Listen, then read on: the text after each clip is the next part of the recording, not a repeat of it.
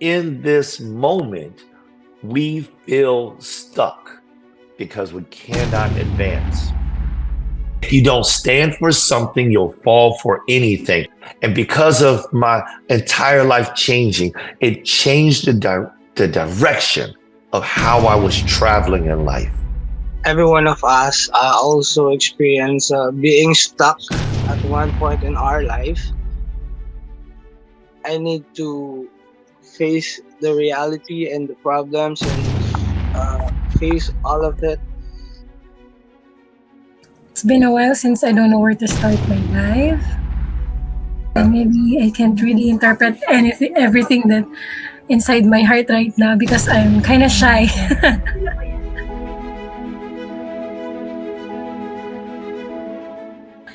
I'm sorry, I'm being emotional. And tears aren't always bad because sometimes tears are it's just the body's way of releasing our old self. Finding themselves. Or this is what I find important for me. So all of us have some kind of story about who we are. As much as it starts with you, remember it starts with me. Good morning, everybody, or good afternoon, as it may be.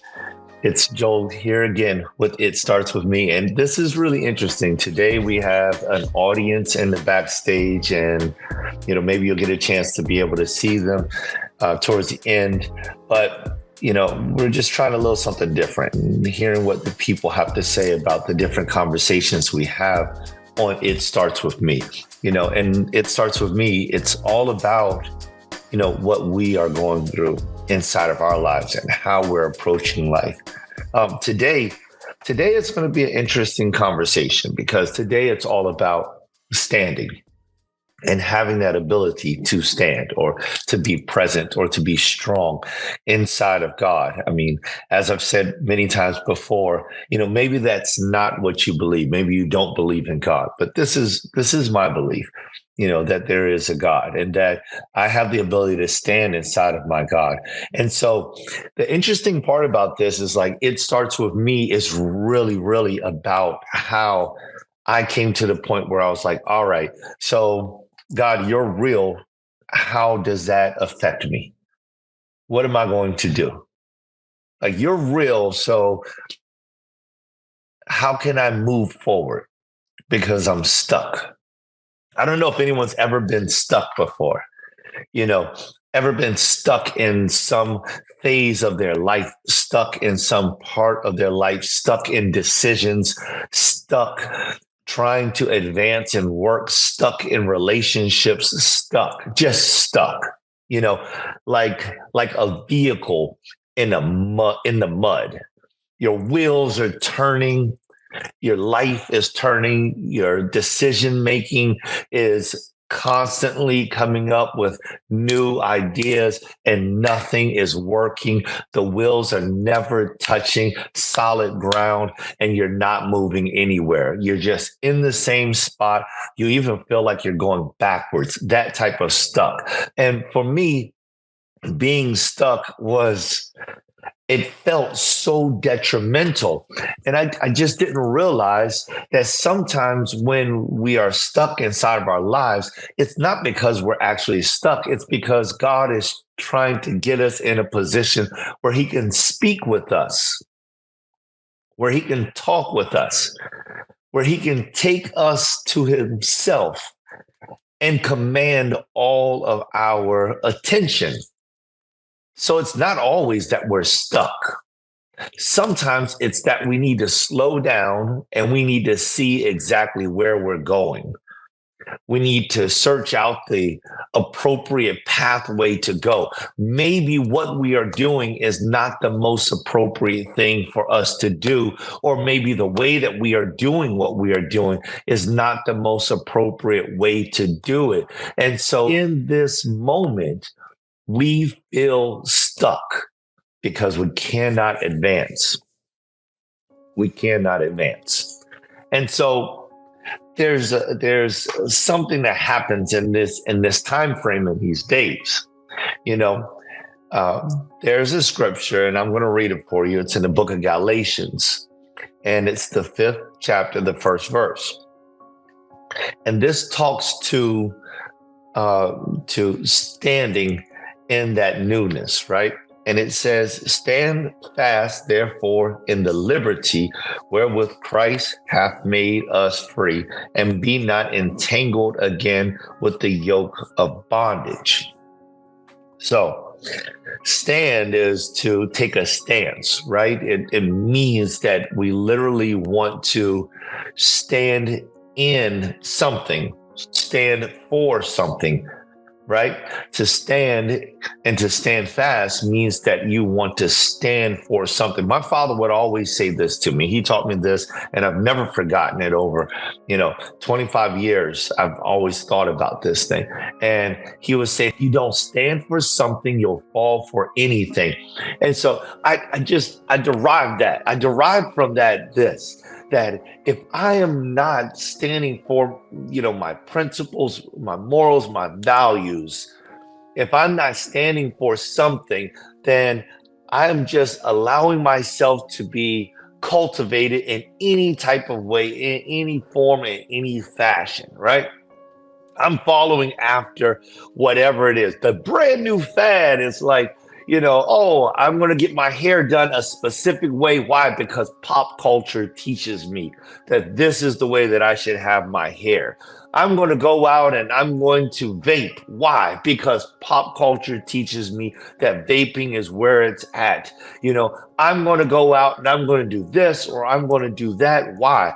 Because these things are part of the culture of today. It is becoming a fan of the world. It's becoming a fan of other people's personalities and their visions. And it's becoming a fan. And it's not me taking a stand for what I morally believe is right.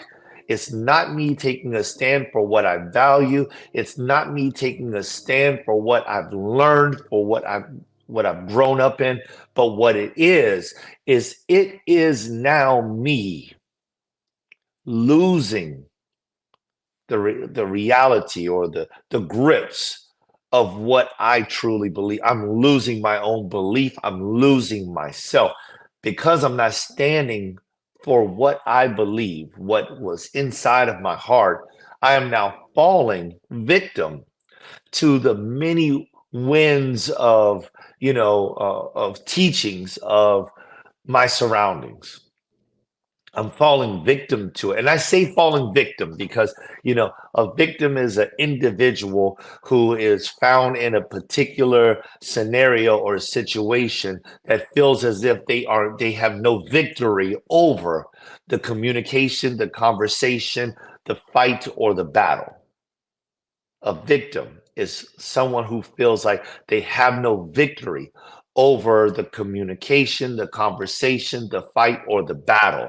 So we fall victim when we feel as if we've already lost the war. We've already lost the battle. You get into a conversation with somebody, it raises into a debate, and that debate raises into an argument, and you feel like, you cannot win. You cannot express with your words why what you believe is legitimate. So you feel you've lost. You're being overtalked. Your points are not landing. You become frustrated. You become anxious, and you throw a fit. Slam stuff down, punch a wall, walk out the house. You're angry. You're, maybe cussing people out along the way. You're doing all these different things because you've fallen victim. And we fall victim to things that we have not associated ourselves, or we have not become engrossly attached, or we have not gone through the process of truly learning what it is that we were standing for, what it is that we believe in. You see this in political debates. Somebody take a left side or a right side or whatever, and the person who knows more about what they believe in generally um, can articulate that, can speak that better. The person who does not know what they believe in has no opportunity to express it. They resort to things like, well, I just feel. Feelings don't get us where we need to be at. Feelings are they're like water. You bottle them up and they will take on the shape of whatever bottle, whatever containment you put them in. But to stand for something or to stand fast means that you've come to grips with something. It means that you believe so wholeheartedly in it. It means that there is something there that is so strong and so evident that you are willing to give something away, right? When you stand fast, you are willing to give something away. You're willing to give away your time. You're willing to give away your property. You're willing to give away your money. You're willing to give away, something, to give up something in order to take that stance, in order to stay right where you are. And this is the position that every single person should be in. They should be in a place and in a position where they believe so wholeheartedly in something that they are willing to give away something, to give themselves away. And according in my faith, it's like we sing this song, I give myself away so that you can use me. And I think that that's a very powerful statement because it's like saying, I trust in my God so much that I'm willing to give myself away to him because I believe that when I do, he will do better with me and my lifestyle than I can do by myself. So let's take that and let's think about like our children, right? So we are grooming our children and we're teaching our children, this is what we believe. This is how you should live. Young man, this is how you should live as you're growing into a young man or into a young adult. This is how you ought to live.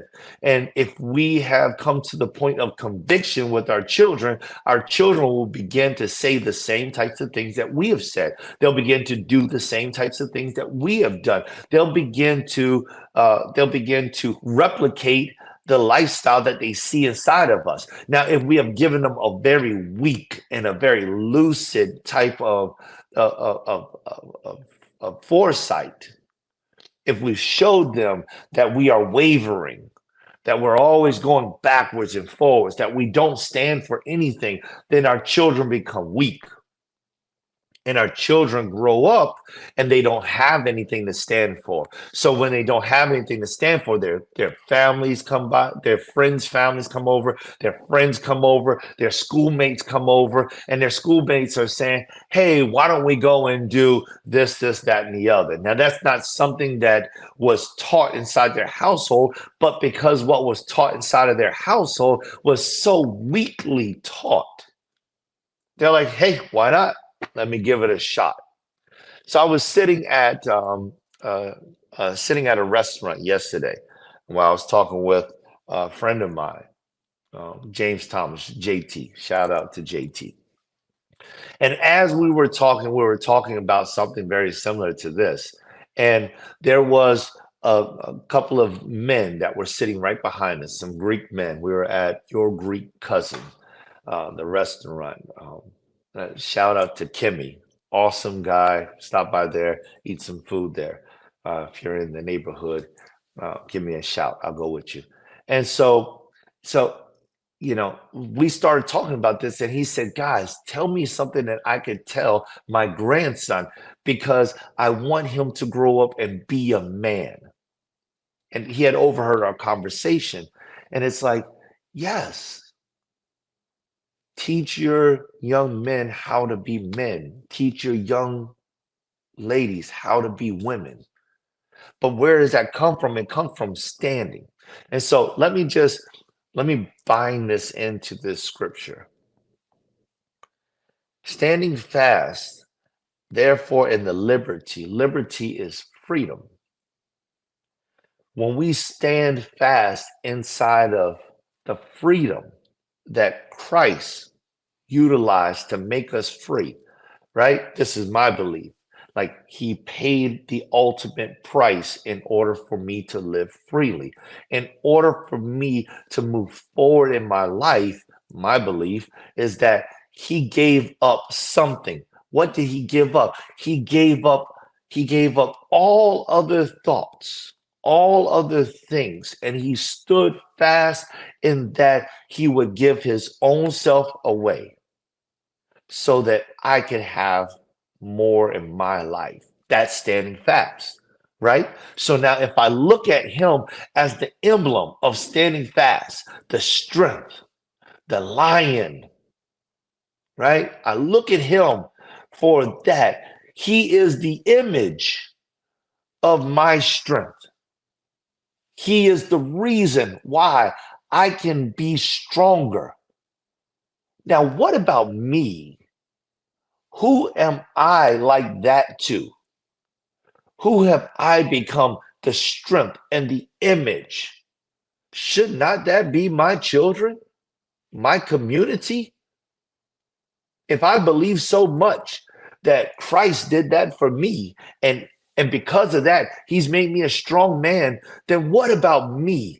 Where is my value? Where is my moral? Where is my thought that I should stand, that I should actually be somebody that stands up for something, that believes in something so much that you can feel it when I speak, that when I talk, you can feel the aura, the power of my belief, of my conviction without me even telling you what I believe. This is standing fast. And when you do that, here's the kicker. Here's the kicker right here.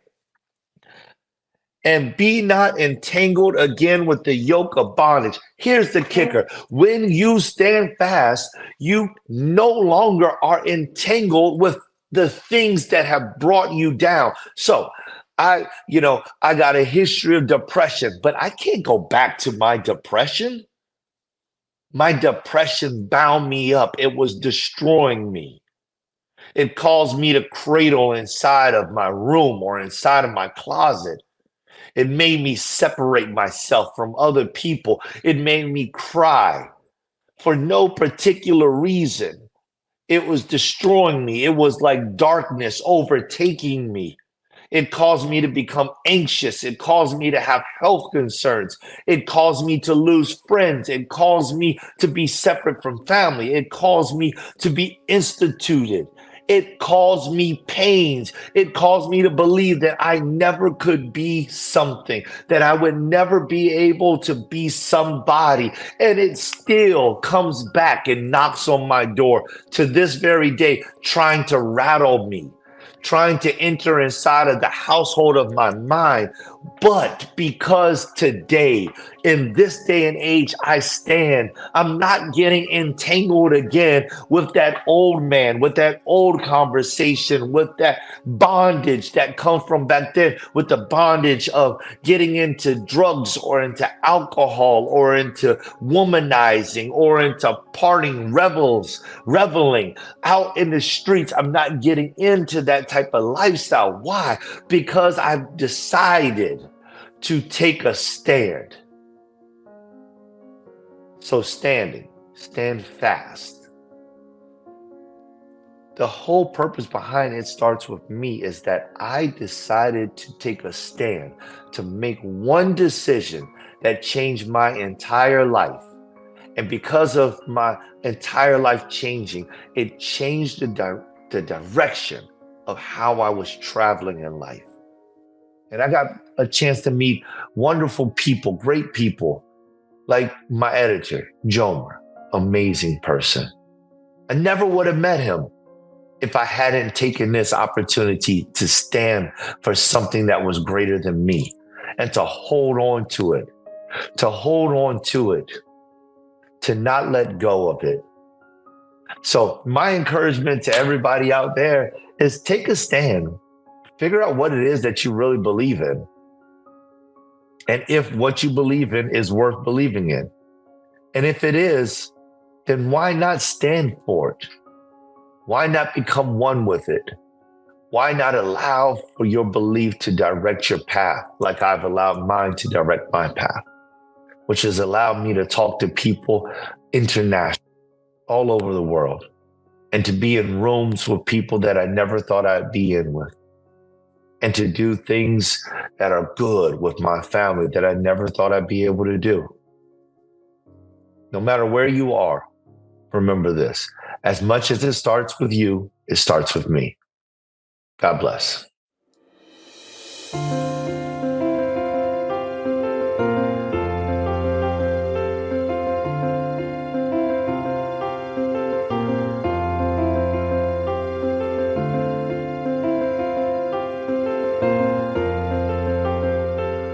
How's it going, Jomer? It was a good message, show.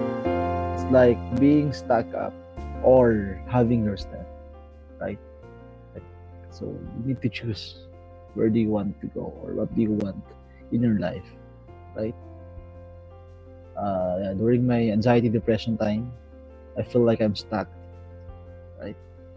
I can't move, specifically my body, my mind, and my life. I thought that that would be my end.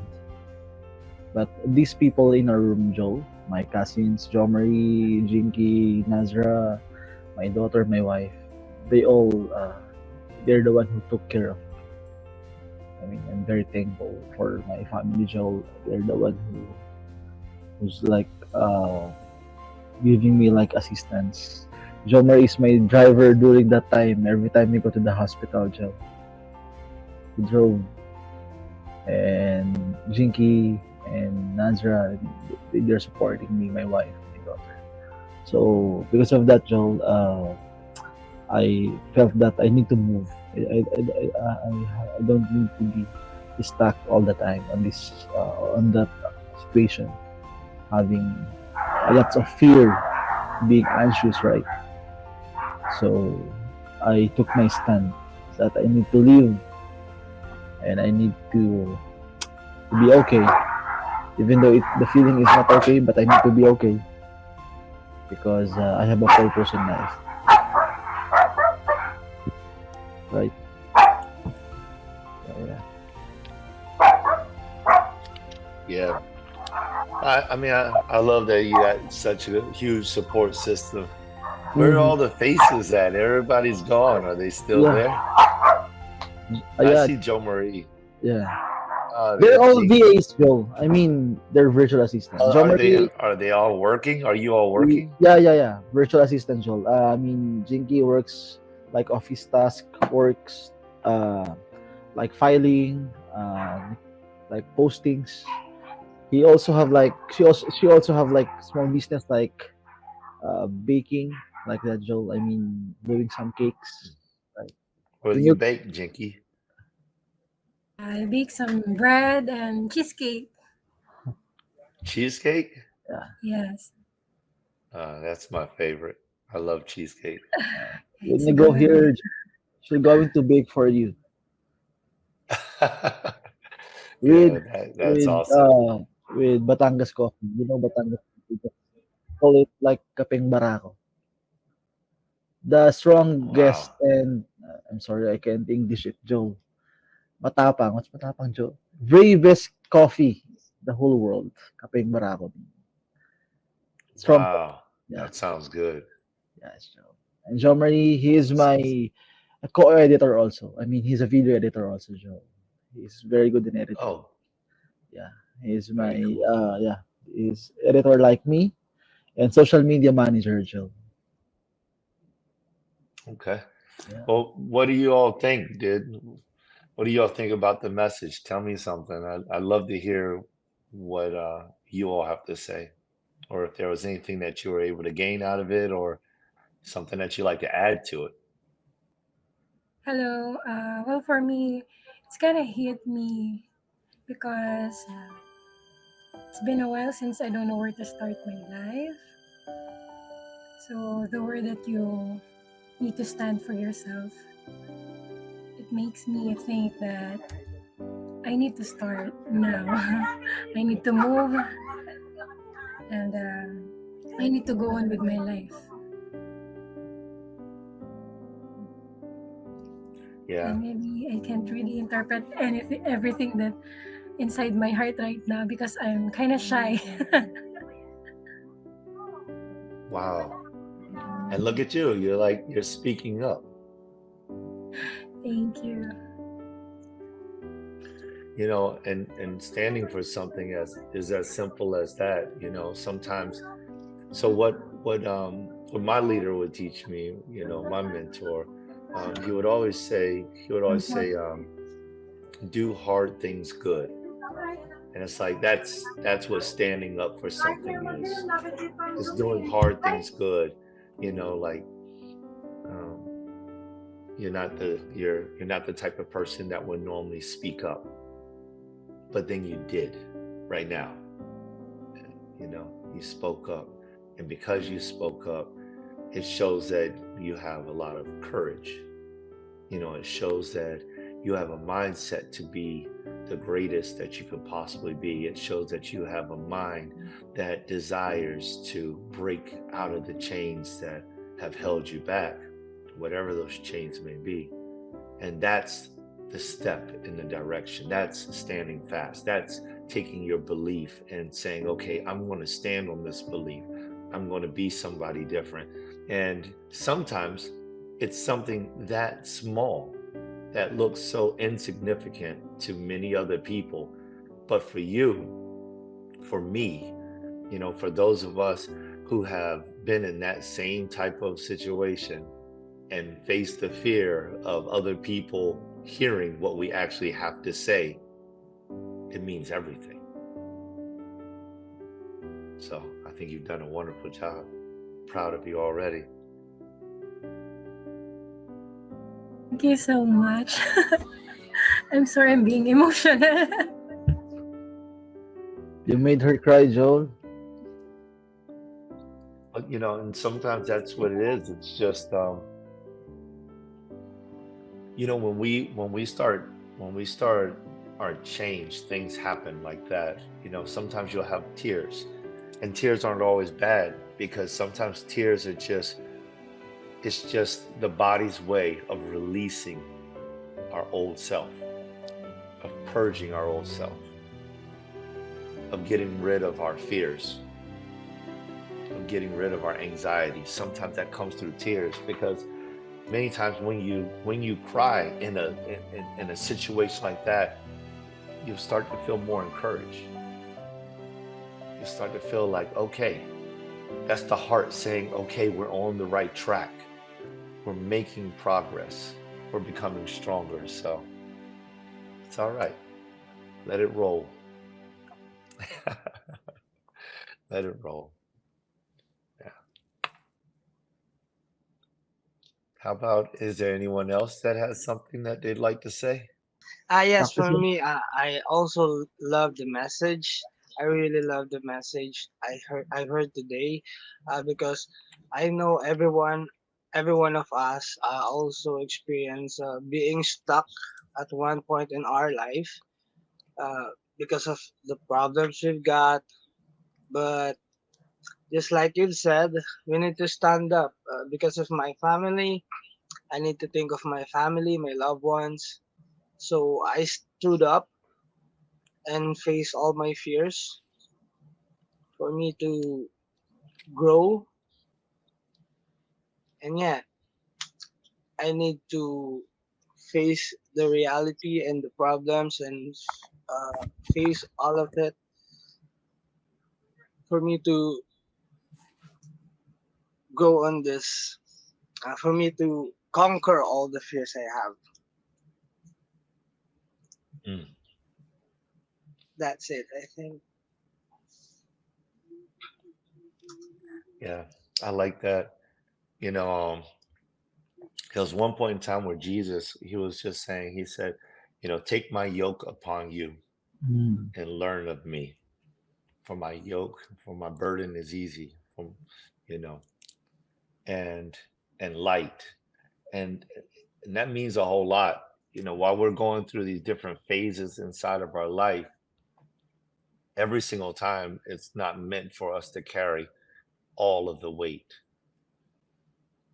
And so it's real important that as we take a stand, that we are also getting rooted into what we believe. For me, my belief is in God. The closer I get to God, the more that I learn about my walk with God, the stronger I become. And the more I realize that God is actually taking care of a lot more things than I thought I had to take care of by myself. And this is the part that kind of gives me the strength. It releases some of the pressure that I have to make things happen myself. I tell people, I said, listen, I'm a firefighter. The only thing I know how to do is use blunt objects to open up things. So it's not always about having a key and finessing things. It's like, oh, go get me a mallet. I'll break the door down and we'll go inside and we'll rescue whoever we need to rescue. But sometimes it's just a finesse. It's like, hey, just try to open up the door. And I hope I didn't lose anybody in this analogy.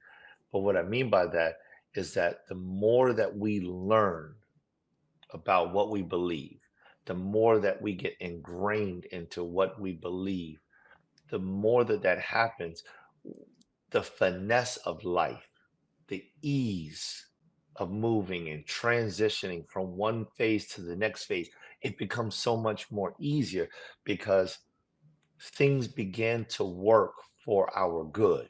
Things just begin to happen, you know?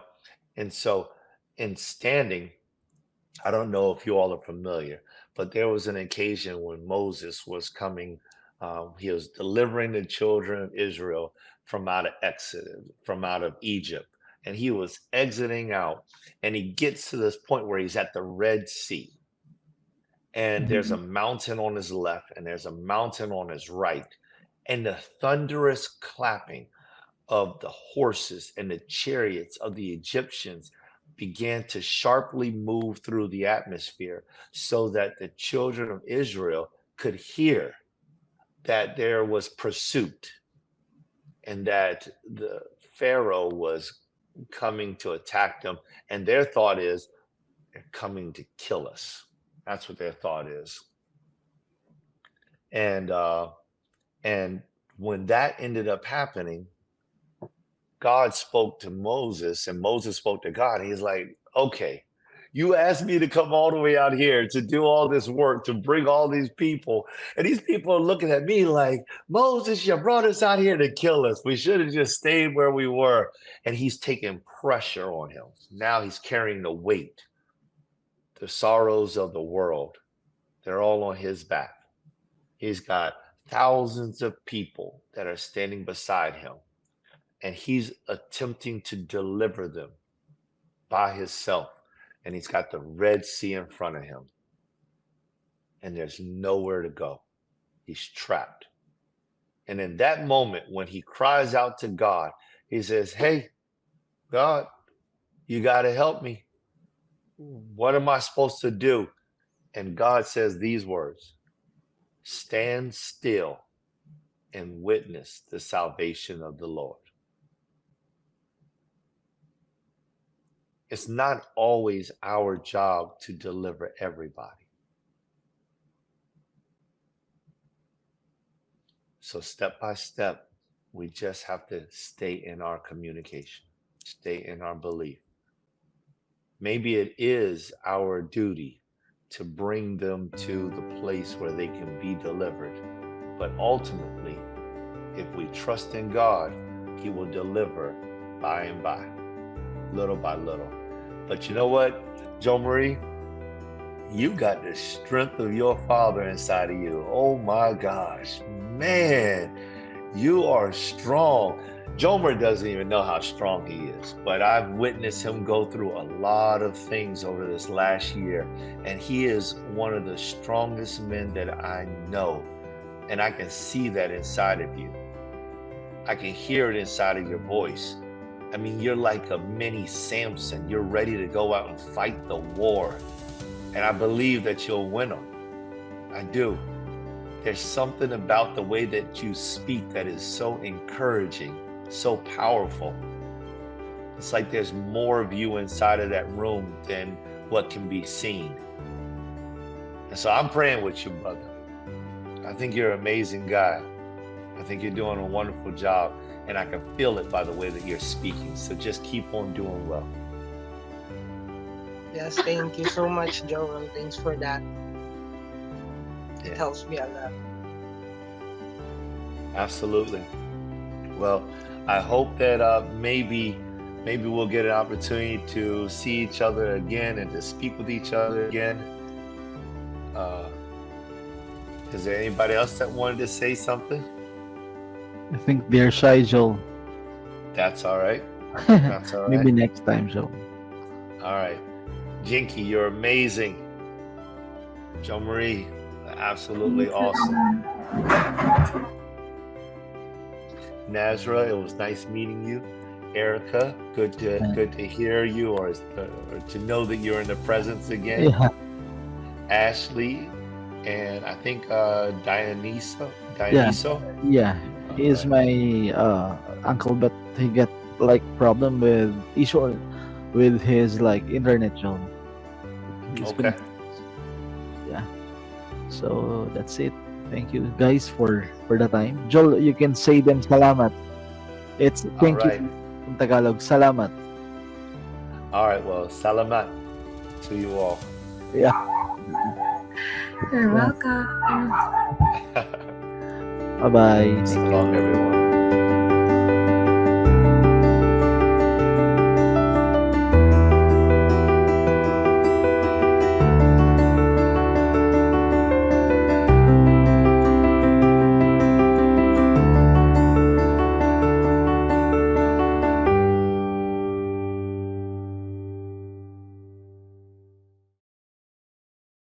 finding themselves or this is what I find important for me. So all of us have some kind of story of who we are. As much as it starts with you, remember it starts with me.